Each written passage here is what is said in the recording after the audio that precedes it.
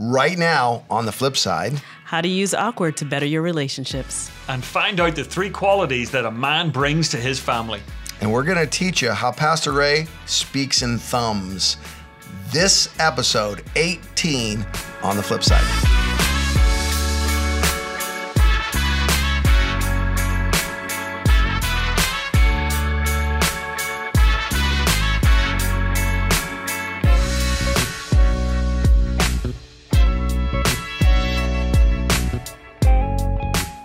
Welcome to the flip side. Pastor Curt here, joined with Pastor Andrew, and we have one of the most incredible guests we've ever had on the flip side.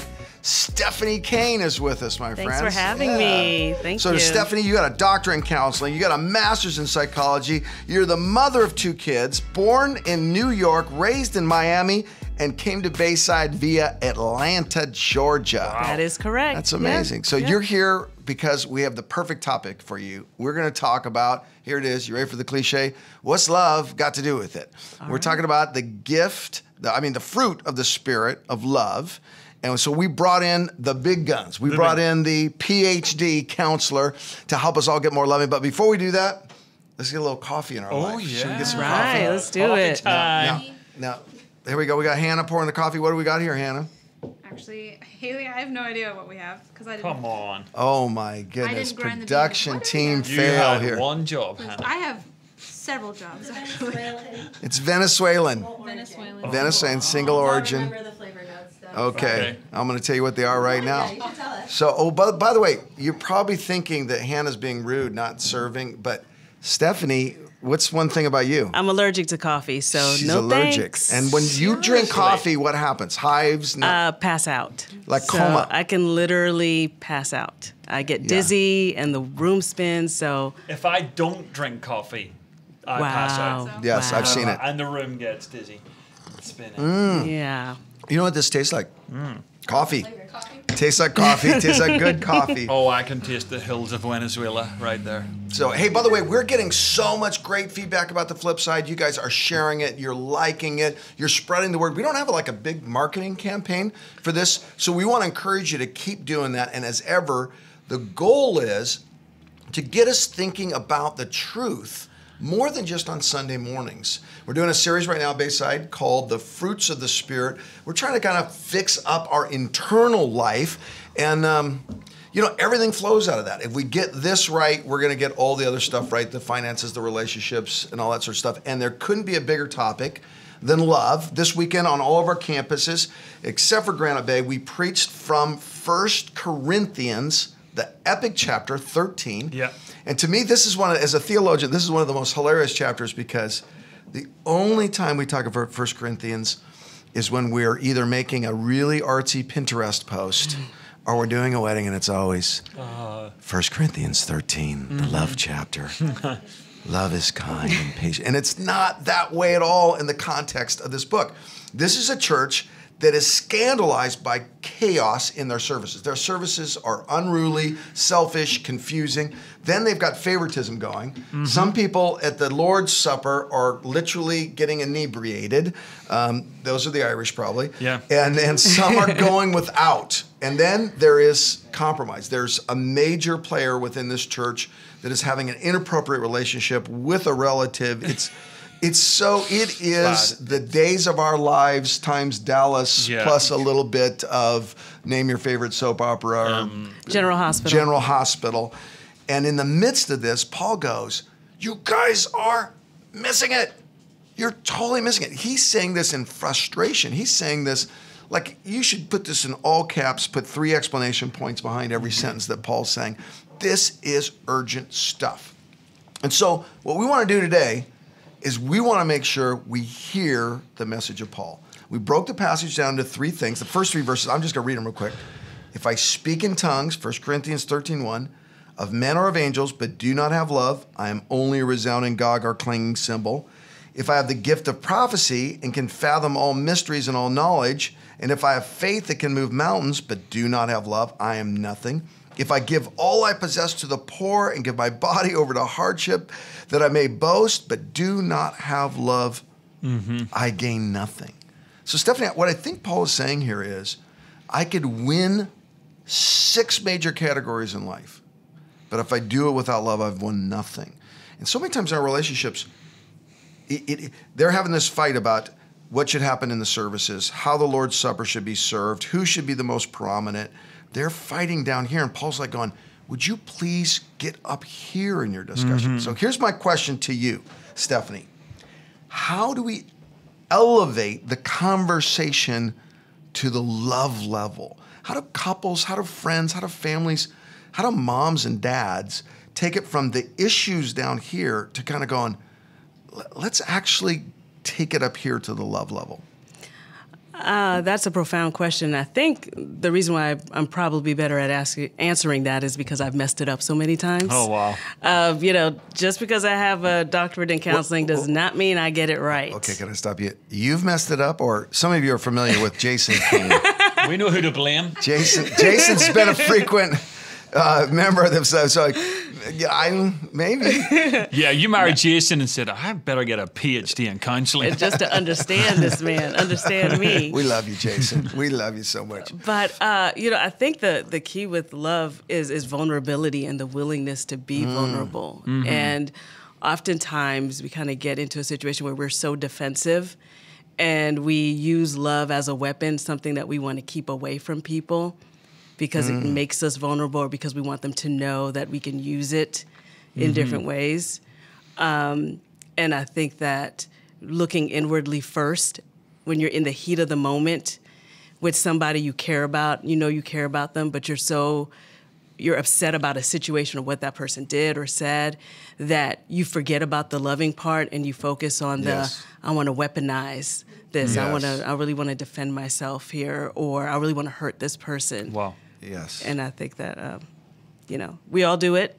Yep. And so I think we just need to step back in our moments and look inwardly first. I came out of a really important meeting that had to do with how we were funding a certain ministry, and my wife said to me, everything you said in there was right, but you said it in a way that no one heard it. Yeah. You were so convinced you were right, you said it in a way that no one heard it. Was that yesterday? It was. Oh, right, okay. It was when we were funding that thing you wanted.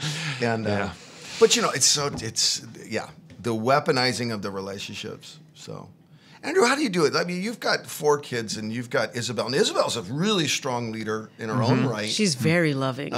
She's wonderful. You guys keep the conversation not at the I'm right about this or I need this in our family, and get it up to the highest level. Yeah. Well, I think love is one thing, but and love does cover a multitude of sins. So if you don't have love in a relationship, my goodness, it's such a difficult thing. But I think it must be matched with maturity. So it's not just, you've got love, it'll all be okay if you're deeply in love. I mean, I was in love, but I was still an idiot when I got married.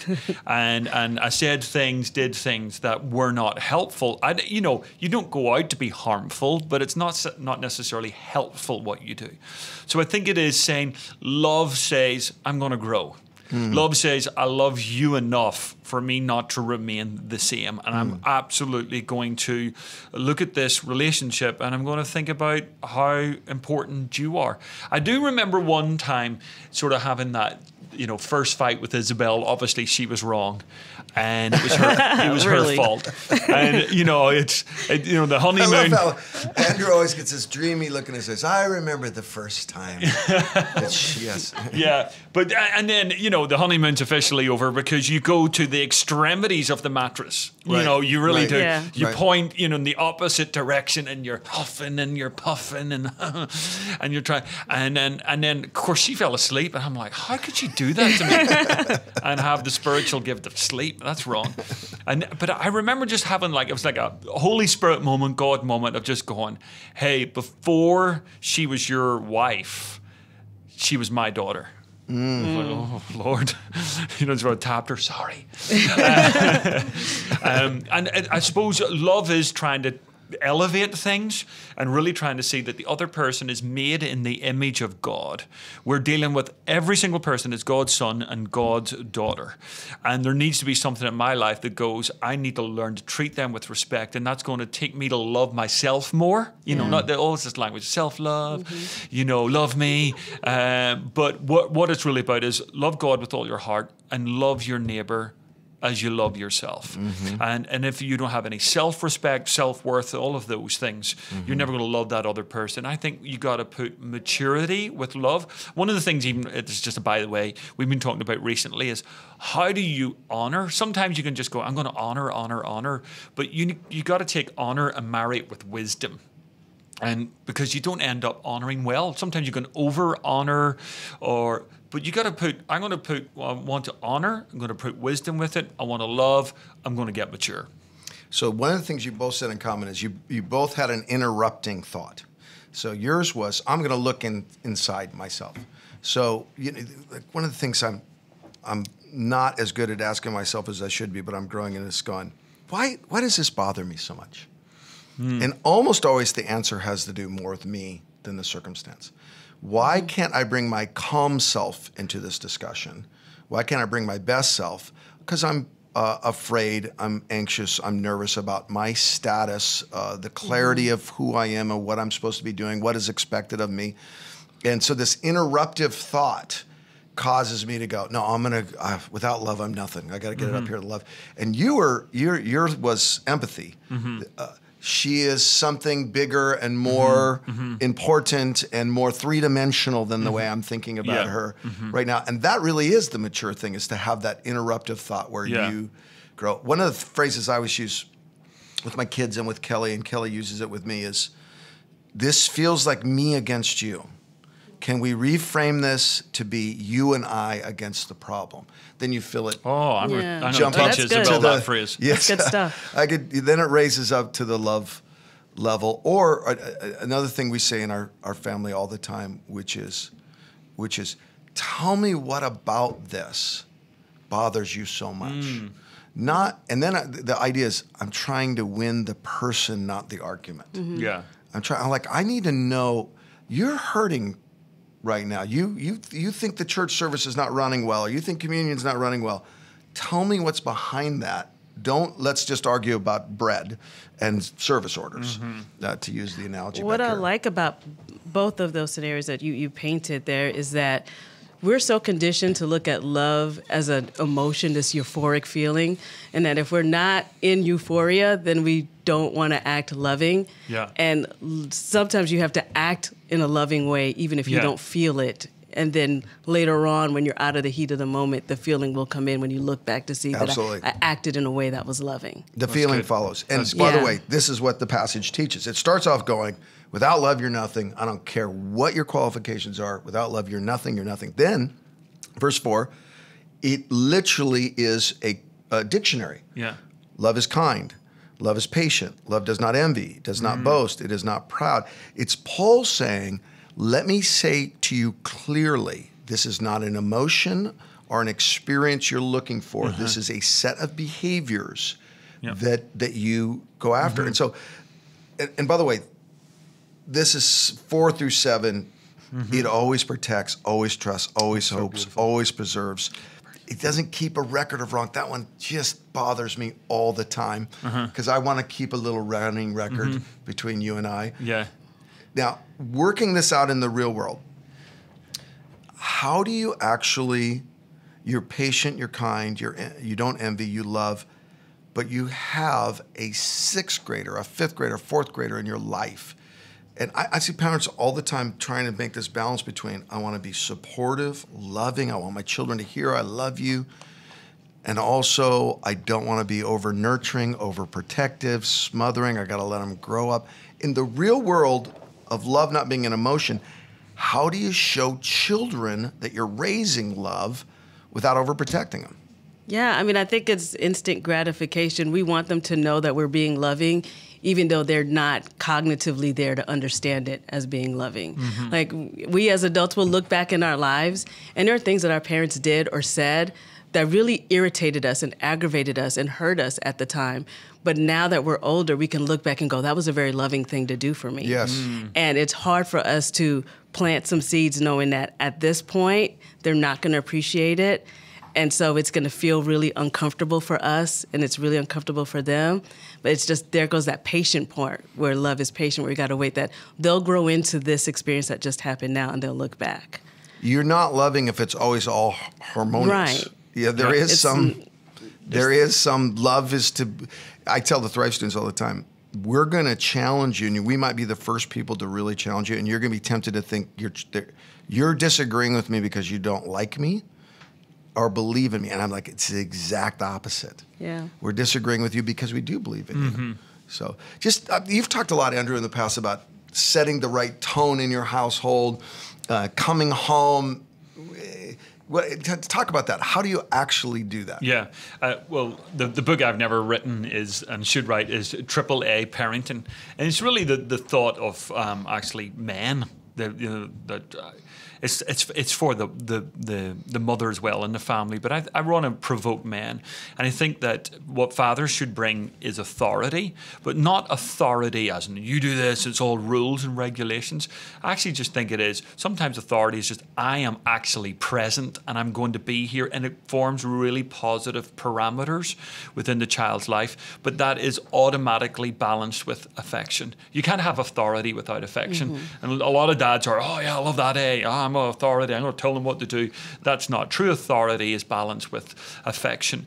And a child just has to know that yes, there's a line to be held, but even if they go beyond the line, they can get back or you'll still be there. So I think that's really important. And then the other one, by the way, is just atmosphere. I think it's so important that dads, and of course it's a mom's job as well, but dads are so important in setting atmosphere, the atmosphere of a home, the fun atmosphere of a home as well. So not just this authoritarian thing, but with love and with the affection, there's massive ways that a dad can.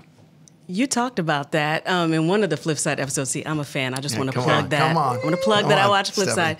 But you talked about you how watch. You too may become a guest. As your sons became older and they go into that age where it's like, don't like, hey, Dad, what's up? Like, don't touch me. Leave me alone. And how you kind of debated internally, like, do I still love on them? Do I still hug them even when they don't want it? Yes. And how you just pushed against that and did that anyway. Yes. And just the fruit of that. So I think that kind of aligns itself with you setting that tone, authority even when they resisted it. Yeah, so. Authority and affection, that's so good. Ray does this thing, it's really cool. He goes, when I have to have a hard talk with my kids, I don't do it in the home. I take them somewhere else. Yeah. So he says the big mistake you can make is avoiding that hard talk because you don't want that stress in your home. And then the wrong thing, of course, is then to make the home a place where you're always being corrected and confronted about your character immaturity. So he goes, I'd take them somewhere else, and I'd say I'd have the hard talk there. And then we come back home, and the home would be a place. So it is that balance between authority and affection. I'd say it like this, Andrew. I say you're the bride in your home, and by that I mean this. I've done a lot of weddings, work with college students, and here's what I've discovered. For the most part, if the bride shows up and everything goes wrong, and she laughs about it and goes, how unique in particular this is going to make my wedding day, that all this unexpected stuff happens. Everyone has a blast. And even though the timing wasn't right and the doves got let out early or whatever it is, everyone leaves and goes, that was the greatest wedding ever. And the other side of that is if one thing goes wrong and this is ruined, it'll never be what I imagined. Everyone has a bad time at that wedding. Everything else could be perfect. The meal was perfect. The cake was perfect. The ceremony was well run. And I said, in every situation, parents, you're the bride. Yeah. You are, there's, this reflective behavior. Someone yawns, you yawn. Yeah. We do that in everything. Yeah. So we bring that attitude of love into the house, and then all of a sudden we set that so atmosphere. good. But now I'm picturing Andrew as a bride, and that's a hard picture to get out of my mind. Laughing at, see the doves? I'm just seeing the veil. I see the whole Where's Anna? thing. He does come into the room. Like, ta-da! You were saying that earlier. It's so American. Okay, but can I ask one No, question? go. Yes. Okay. It's I'm sorry. We'll have Stephanie. No, because since we got Stephanie here, obviously I'm asking for a friend, not for me. But what do you do? What do you do when the couple comes in, whether it's like 2 years married, 5 years married, 15 years married, and they go, we're in a loveless marriage? What do you say at that moment in time? Because I mean, a lot of Christian couples that are meant to know 1 Corinthians 13, got the tattoo, it's not there. Great question. What do you? Because I don't always know what to say. Yeah, I mean, I'll ask a series of questions for them to describe what loveless means for them, because sometimes that kind of really highlights that they're speaking different languages. But then also it usually goes into an emotion. I just don't feel it. I just don't feel it. So then we go into, okay, you know what? You don't feel it. You don't have to feel it first. I mean, that goes up and down, up and down, up and down. Let's start with acting like it. Let's make a commitment from this point forward. Now that you said how it felt loveless or what made it loveless, what are some actions, loving actions you could take?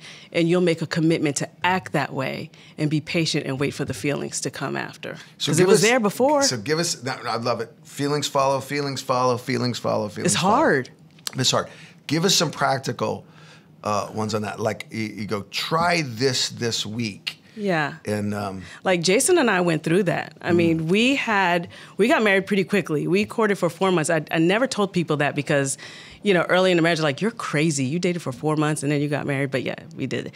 And then our babies came in very quickly in the beginning of the marriage. So we were both in grad school. We were both working full time. And then we had newborn twins, and they did not sleep. They tag teamed us, y'all. I mean, they went after us, and they won every night. Yes. And so we just started turning against each other. Sleep deprivation, didn't have a lot of time with just us. You don't drink coffee? I don't drink coffee. And Jason is Jason. And Jason is Jason. We're going to take that up. And we just started to really not like each other at all. Wow. We just weren't enjoying each other. The house wasn't an enjoyable place. None of that was enjoyable. And it really started with Jason. I think he sought counsel from a friend. I just chose to be angry on my own. And then he just said, you know what? Like, we're going to go out. We're going to leave these babies. We'll get our parents to watch them. Like, I don't care what you say. We're going to go out. And, and we'd be like, he'd be holding my, I'm like, why is he grabbing my hand? And we would just be walking down the street like, okay, whatever, what can I let go now? But we did that, and we made that commitment to do that, even though it was awkward. It's okay if it's awkward. I think we run away from feeling awkward, not realizing that if you push through that, it just, you get to the other side of that. And so when we made that commitment, all of a sudden it was like, I felt more of a sense of security in the marriage because I was like, wow, even when he doesn't like me, he's committed to this. Wow. No, see, wait, that's just stop. That's very good. That's very good. So, I mean, that was... You do that for your spouse? Yeah. I don't feel like doing this, but here's my commitment level. I guarantee emotions will follow They will follow eventually. because you feel so secure, and then you're willing to take risks. Yeah. Like move to California from Atlanta, and you're willing to take those things because you're like, okay, he or she's going to be in that. So what I'm hearing you say is that even in the most difficult of times, love makes a move, makes a difficult move. Even a small move like what he did was, that's brilliant. That's really good. It's saying, quality time comes from quantity time. You can't have it. And so he took the time. And then he arranged the babysitters. And then he said, I'm going to grab your hand. I mean, all of those are actions, not emotions that lead to the emotions. Okay, I want to draw this back a little bit. That was a great answer, Stephanie. Let's say that I'm out there listening to this. I'm not married. My marriage is pretty good, but I go to work every day with people I do not connect with. Or I roommate with people that I do not connect with. It just seems today, the more connected we are on social media, the less real intimacy we actually feel in our friendships. And you read all the research, there's only one thing that impacts our happiness, and that is social connection. How loved we feel, how secure we feel in our relationships. That's how happy we are. It's not the amount of possessions we own or our position or our titles. It's, do people love me and think I'm significant? And yet so many people, they go to work and they go, I kind of like these people I work with, or I kind of like these people I room with. How do we deepen just our friendships and our coworker friendships?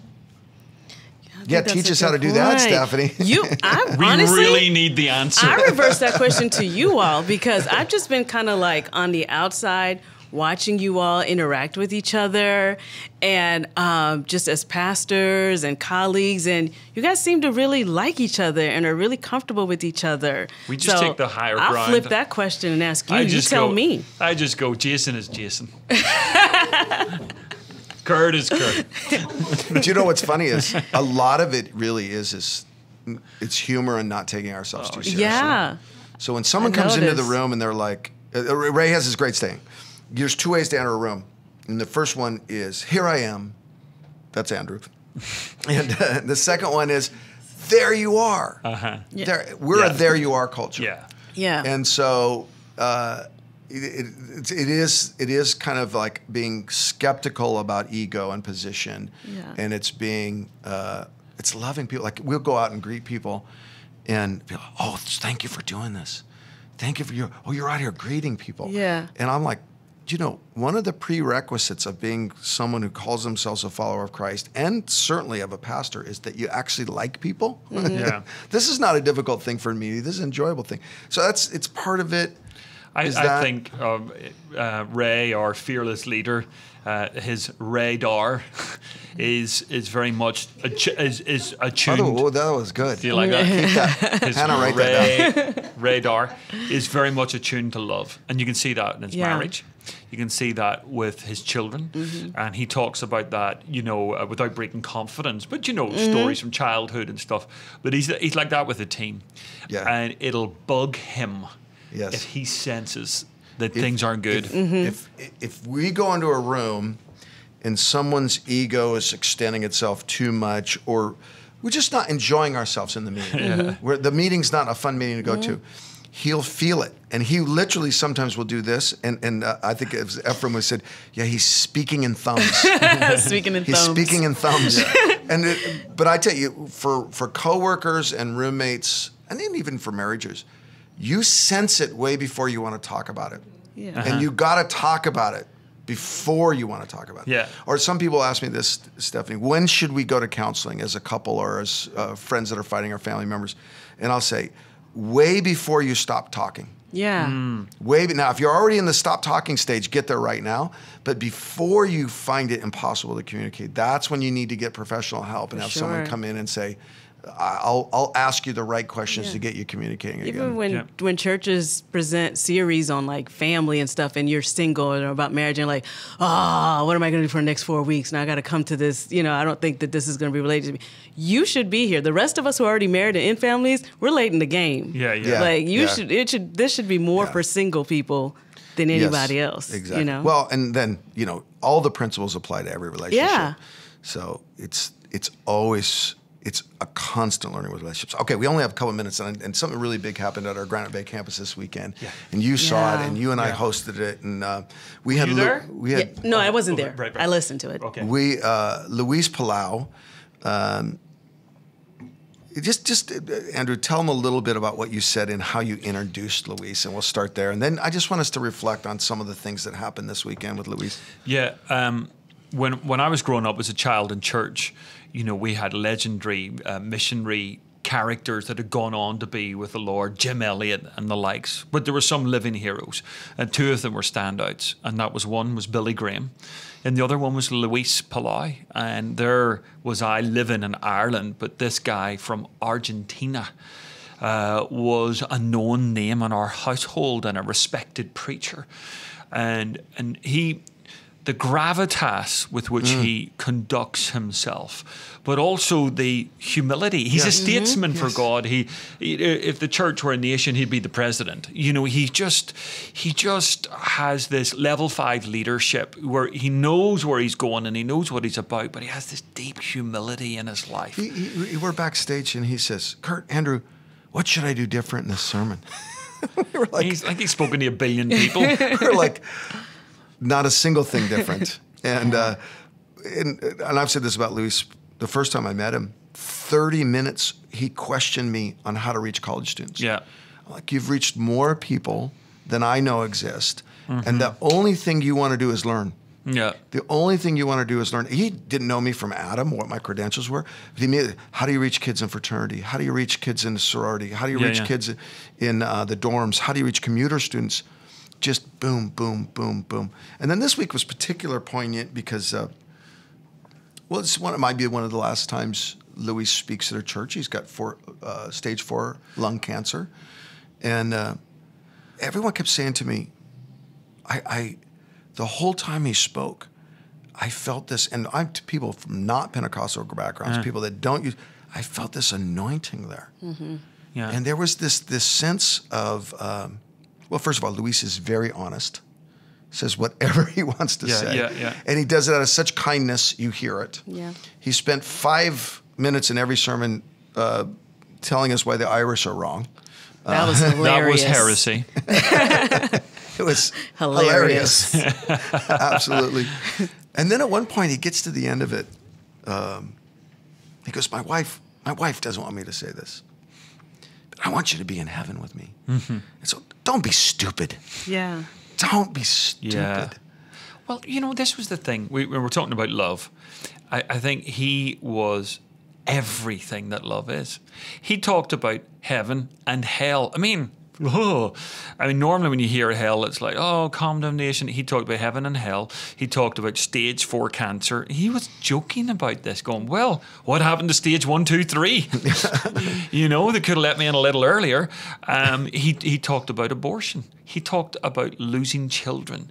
He talked about some of the deepest, hardest issues in the world, and never once was there a cringe moment. Never once was there a moment of condemnation, because the man is full of love. He's just full of love. And he communicated about the toughest topics possible, and yet the whole thing was, I'm okay. No matter where I feature in any of those topics, I actually feel okay and I feel safe, because here is someone who is tapped directly into God's love. And it was like he was a showcase. It wasn't even what he said, it was just who he was. It was one of the things I said, I will never forget that moment. And one of the things, I said this on Sunday night, it was like his whole life he's taught us how to live well, and now he's telling us or showing us how to die well. How to end well. So true. And there's a dignity to everything. Even from Pat, his wife. Pat is an exceptional lady. Exceptional lady. I'm blown away, still just blown away by the whole experience. Yeah. So He was just so excited about death and in heaven, and you were just excited with him. I mean, there was part of me, I said at the end, I cried when he talked about not being able to talk to his sons again and being around his wife, but he really is a true man of faith. Yeah. And he looks at heaven the way the Lord wants us to look at heaven. And during that sermon, he brought us there with him. For me, it was providential. God used him because within the last 6 months, I know of 3 people, probably the godliest people I know, in their 30s and 40s who lost their lives. Wow. And before they lost their lives, they suffered greatly. 2 with cancer, 1 with another illness, and they dealt with pain, physical pain and loss, and they left behind young families. And I was angry. Like, to be honest with you, I was really angry. And over the holidays, I decided, you know what? I'm tired of being angry at you, God. So let me just read about heaven. Let me read Revelations. Let me see if there's something in there. But when I read that, listen, guys, I got to be honest. I was overstimulated by the imagery. Right. And I left it like, okay, you know what? I don't know. I'm conflicted. I'm not angry, but now I'm conflicted. And so when he preached just that following weekend when I finished it, I felt like God used him to help me get in perspective and to go, let's keep the main thing. Is that a Bayside thing? Yeah, sure. I've been indoctrinated. So, but like he really helped simplify a very complex topic. Yes. And helped us to really focus on this is what it matters. This is why it matters. This is why dying and loss is meaningful. Because oftentimes we say it's senseless, but it's actually very meaningful in our faith. The quote he had was so beautiful. He said, a short life is not an unfulfilled life. A short life is not an unfulfilled life. You know, he was humorous, very vulnerable, especially about his disease, very kind in the posture of the hard words he said, and very biblical. Right. Just here's what the Bible says. It says it here and here and here and here. You know, this passage ends with one of the most profound things that has ever been written or said, which is just the verse 8, love never fails. And just preparing for this today and thinking, what a perfect example the life of Luis Palau is to prove this point, that love never fails. Lost his father at 10, traveled the world, spoke to millions, lived at the highest level of leadership and significance because he loved. And love really, truly never fails. If you haven't seen Luis's video, it is on the Bayside Facebook page. You can see it right there. And I hope you will listen to that message.